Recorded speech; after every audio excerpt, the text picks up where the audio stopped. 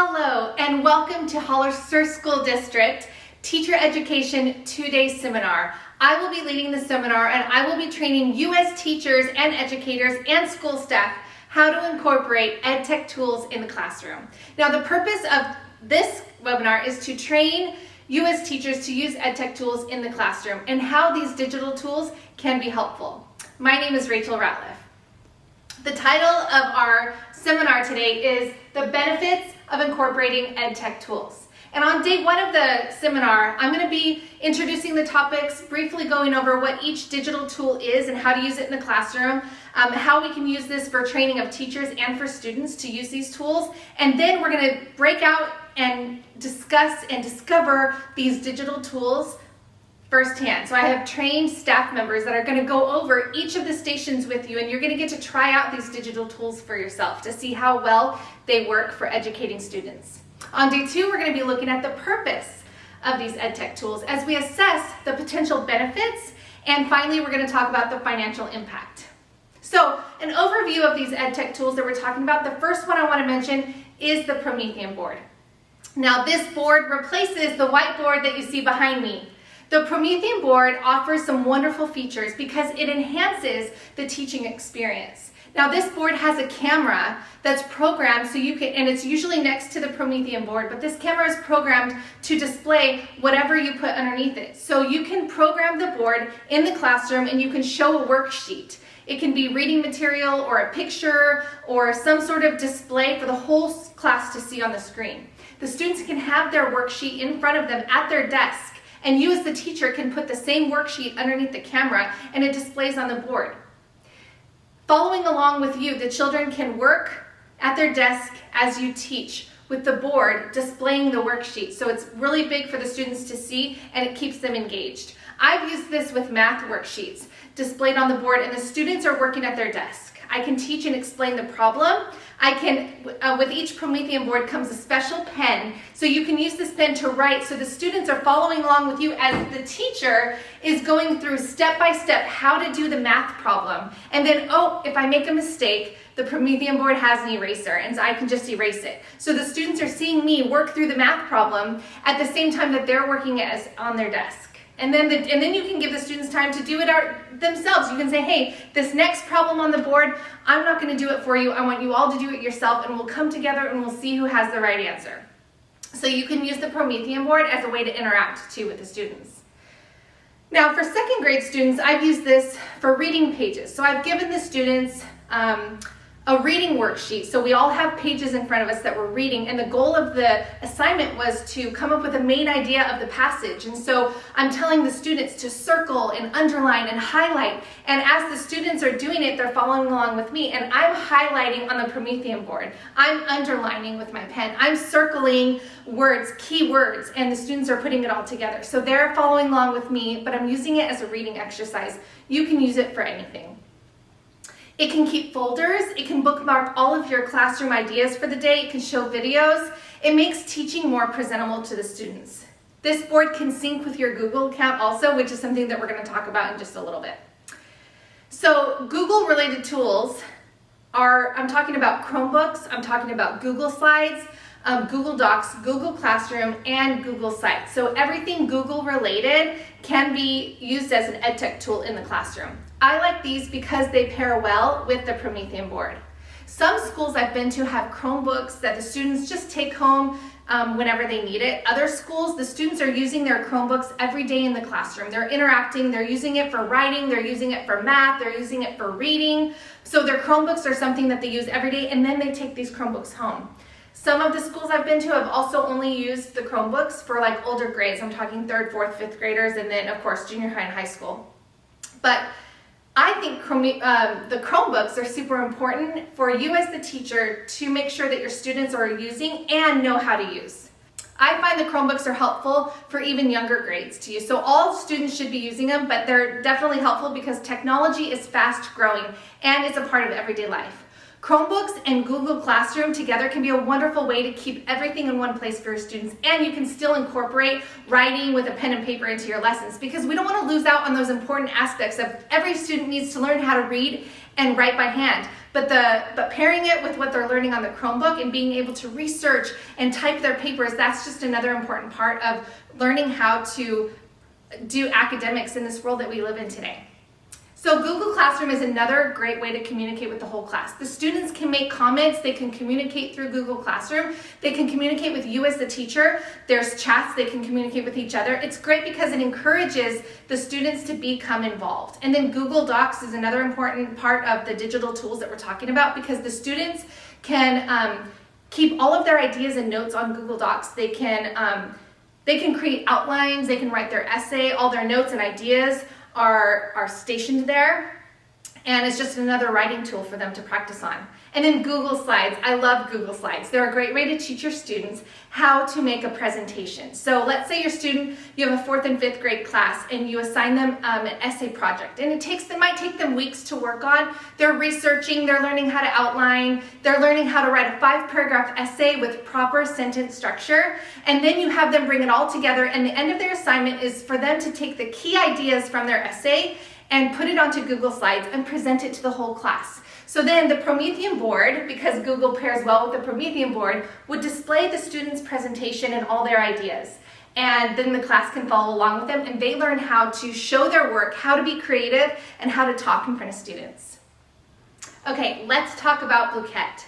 It's great because it makes learning fun. And I don't know of any teacher that says, you know what, I really want to make my teaching boring for the students. No, we all want to make learning fun for our students, because if it's fun, they're going to remember what they're learning, and it's going to make an impact on them. So Bluequet is wonderful because it's an app that's fun for the students from kinder all the way to high school. You as the teacher, you can design this tool as a game for your students based on what you want them to know and understand and take away from the lesson. You can have questions from the library app, or you can, as the teacher, design questions yourself.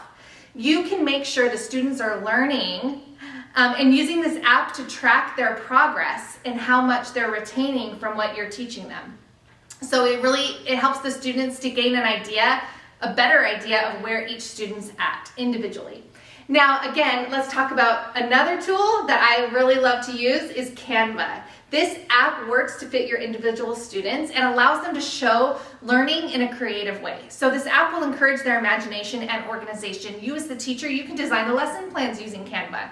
They can design a project, an outline, a rubric, a presentation, infograph, the list goes on and on. Canva is wonderful for all sorts of things. Pictures, postcards, posters, and more. It's fun for the students because it's an easy graphic design program. Now, adopting teacher-usable edtech tools for training purposes, this is you as the teacher now getting tools that you're going to present and you're going to use to teach your class. So this would be teacher tools for presentation purposes that you're using to make a difference in your teaching for the students. So you can use Canva to design a lesson plan. Like I said, all the Google-related EdTech tools that I mentioned earlier, those you can use to present. And again, you're using the Promethean board as a visual so the students can see everything that you've worked on. Now, online training is also offered. Through YouTube videos, you can get training on the Promethean board and Canva. In-person group training can be done in groups. Teacher-led classroom training, so that's where you go to the classroom and you work alongside the teacher who's using the presentation tool, and you're learning how to use it right along with the teacher as the teacher is teaching you. This is done so you can see how these tools can really benefit firsthand because you're watching the kids benefit from using them in the classroom. EdTech tools for video lessons, that's all about how you can use videos to teach. You can assign them videos to watch, videos through Google Classroom. You can just insert the link into Google Classroom and then the kids can click on it and they can watch the teaching videos that you've assigned for them. These you can assign for homework or just in-class learning. There's online training for these videos as well. Or again, teacher-led classroom training where you go and you work with a teacher in the classroom and you just watch how they teach using these digital tools. Just being in the classroom with the kids, it's a great way to learn how to use these tools. Now, teacher design programs to fit student learning. These would be seen in apps such as Bluequet, Google Classroom, because they're designed to teach kids. They have scores, they have games that the kids play, and it just keeps track of everything. For you as the teacher, you're able to see what the kids are learning. And then as an assessment tool, you can assess where each student's at, so they can take quizzes and tests, but it's in a game form, so they're having fun. Now, adopting student usable ed tech tools, these are ones that the students are going to use. So the students aren't necessarily using the Promethean board that we talked about, but the students are using a lot of the Google things that we mentioned, ed tech tools to improve engagement in classroom learning. They're not meant to replace teachers, okay? So these tools that we're mentioning, we're not getting rid of teachers. We're talking about a blended classroom that these tools then pair with the teachers' in-person teaching, because that's important. We can't lose out on in-person teaching. The children need to see and experience being in a classroom with their teacher in person. So we're not getting rid of that altogether. But these educational tools are coming alongside and supporting what the teacher's teaching, encouraging, making learning fun, keeping the students engaged. And so it's a really exciting way to bring the learning to life. Students can use these ed tech tools that I talked about for research and collaboration. I love Google Classroom because the group can use it for research, and then they can collaborate together. They learn how to talk with one another, how to use digital citizenship, how to be responsible online students. So we're talking about learning respect in person, but also learning respect online, and how to be in a group and how to collaborate together, and just be safe using these online apps and programs. So they can use it for writing, editing, presenting. These are tools, Blueget, Canva. These are ones that the students are using, as well as, of course, you as the teacher can use them. But some of these tools are just for teachers and some are just for kids. Now, we're going to dismiss and go to our separate stations for our discovery. So you guys can use these tools that I've talked about with my trained staff members, and you guys get to feel what it's like to use these tools and how to use them to teach. So we'll see you tomorrow for day 2 of our seminar. Hi, welcome back for day 2 of our seminar. The benefits of incorporating ed tech tools. Today we're going to be talking about the purpose of ed tech tools, in which I mentioned earlier, or yesterday we talked about how they promote learning. So these tools are made to make learning fun and to support you as the teacher, because they're designed to help the students remember what they're learning. They combine visual with audio and hands-on activities, so that students are they're going to soak up everything you're teaching them. Next, they encourage collaboration. We talked about this yesterday, but just along the lines of the student communication and the student-teacher communication, getting the students comfortable working together and using these ed tech tools to help support them in that. And then we mentioned the importance of digital citizenship, which again is teaching them just responsibility of working online, of being online, of using these apps in a responsible way, and just really how to use wisdom and knowledge that they've been taught, and then just being respectful to one another. And then they assess the students' skills and knowledge. So again, they give the teacher a really good idea of where the student's at in their learning. And they give them an opportunity, I love this, to practice what they've already learned in class. They can go home with these ed tech tools and then practice that. And this is a great way to get them ready for any tests that they have coming up. You can give them quizzes, and they can take multiple quizzes. And every time they pass, they can get points. And it just gets them excited about getting a really good grade on their test. Everything that they've studied for is right there in their online app. The next thing that we're going to talk about today is how to assess the potential digital tools. So this is you as the teacher picking what's right for my classroom. How do I know the right tool to use, and are my students going to really get a feel for this? Are they going to get on board with it, or are they going to think that this is boring? So it's just picking the right tools for your classroom. Is it ethical or not? When looking at digital classroom tools, it's important to look for online tools that support student learning in a healthy way. We want healthy online tools for students. There's a lot of things out there that are not good for students to be using or having access to. So we want to make sure that the tools that we're presenting in the classroom are healthy for the students. Are they encouraging fairness, and are they accessible to all students, right? Even if the students that are having learning disabilities, we want to make sure that those tools are good for all of those different types of students that we have in the classroom. And then areas of concern, when you're looking at the ed tech tools, it's important to focus on security, making sure the students are accessing digital tools that are safe for them to use. Do they keep personal information secure? Is the student safe from inappropriate content being shown to them? Other important questions are, do the tools distract the students? Blueget has the potential to encourage students to isolate. If they become determined to do these games, then now they're not focused on learning so much as just having fun and passing the next level. So we want them to be able to retain the information that they're getting from these tools. And then alignment with the Triple E framework. So this is, do these ed tech tools engage in learning goals, enhance their learning goals, and extend their learning goals? They should benefit the students in this way.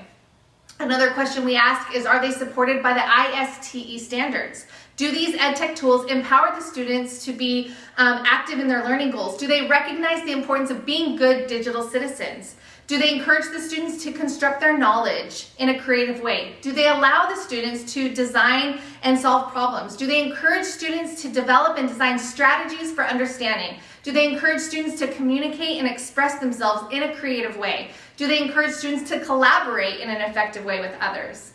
And then the last thing that we want to look at is, do these tools use UDL principles? So the UDL principles are tools. Hey, do they keep the student engaged in their learning and involve others in their engagement? We don't want the students to just isolate alone with these tools. We want them to be a part of what the class is doing. Do they support multiple ways for the students to learn and take in the information? And do these ed tech tools have multiple ways for the students to respond and express their ideas and their learning goals? So again, we're trying to get the students to meet their learning goals.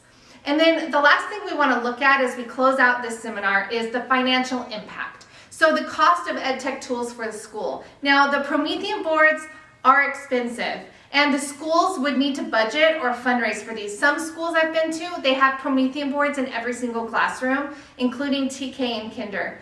Other schools, they are only able to put the Promethean boards in the older grades. So that's something that you want to look at the budget for the school. If they saw the academic need for it, I think that they would really get on board with it. The other programs like the Google digital tools that I mentioned, those are free for the school.